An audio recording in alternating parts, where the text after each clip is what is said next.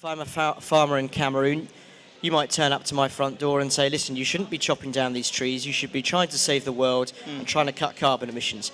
But if I'm a farmer in Cameroon, all I want to do is feed my kids, I want to give them a bit more food, have a few more cows. Why is it my responsibility for the rest of the world? Well, I mean, I think that's an important point, because farmers wouldn't simply understand the language of carbon. So the entry point has to be the agriculture and the benefits that they get from it. So we sort of give the message that climate smart agriculture should also be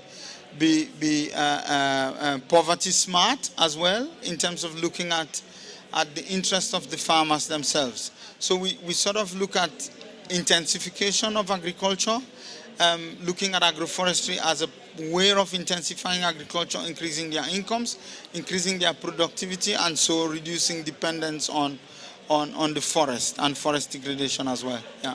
Because this is a problem. We've seen it in Argentina, we've seen it in the Amazon basin. When states tend to develop, people like to eat more meat, and people need grassland to grow their meat, and they chop the trees down. Is that a model that can be stopped in other areas of the world? Yes, I think we have an interest in looking at these models and trying to make sure that in the Congo Basin, in Africa, in Asia, we don't particularly go down that route. And that's why we need to look at sustainable intensification pathways through agroforestry, through more sustainable agricultural practices, climate smart agriculture. These are things that we need to promote in these areas, because if we don't, then we go the pathway of intensification that is harmful to the forest and to the climate. And remind us what climate smart agriculture is. Well, climate smart agriculture is trying to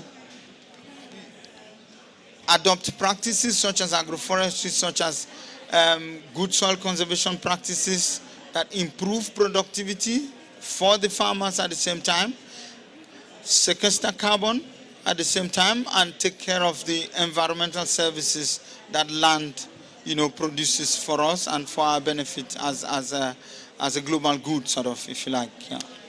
And I suppose on a final sort of point, ironically, I suppose the Democratic Republic of Congo is not that developed, and the forests are better protected because it has been for so long an area of strife, and economically has not been able to progress too far. Is there a danger, however ironic this may be, that once that country does start developing economically, the rainforests may be under threat? The threats of deforestation and forest degradation are really high in these areas, and they're growing, because, as I said from the beginning, initially we thought, it's mainly smallholder farmers historically, but at the moment you've got an encroaching and increasingly growing threat in the region, and that's from oil palm, large companies coming in to create these plantations all over the Congo Basin, because the rules are getting tighter in Southeast Asia and in Latin America. And then you get these people coming in to get land in Africa and in the Congo Basin in particular. So the threats are evolving. We can't see them as static. So the development needs will be there, but we need to be able to manage them in such a way that agriculture and all development needs coexist in the landscape, and we protect forest, we mitigate climate, and we help them to adapt to climate change as well at the same time. And a final question: how can you compete with palm oil? If a farmer sees the money in front of him, how can you compete? What would you say to me if I had the big wad of cash in front of me, on my left or on my right, the chance to save my local rainforest? I will tell you that if you practice agroforestry, increasing your trees in your farms, timber trees, fruit trees, they are all of very high value.